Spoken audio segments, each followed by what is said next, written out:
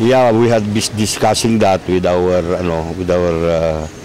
provincial director no isang araw. We told him about this.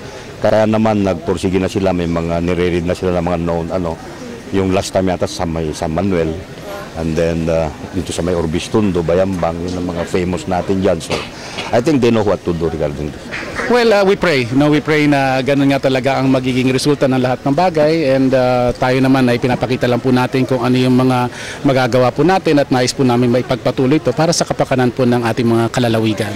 Para ipagpatuloy po ang ating programa na ginagawa sa 4 distrito, including Dagupan City of course.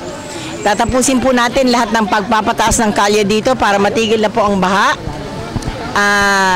Ito po ticket ng Gina Belen Michael is the ticket of our beloved President Noynoy Aquino tungo sa Daang Matuwid.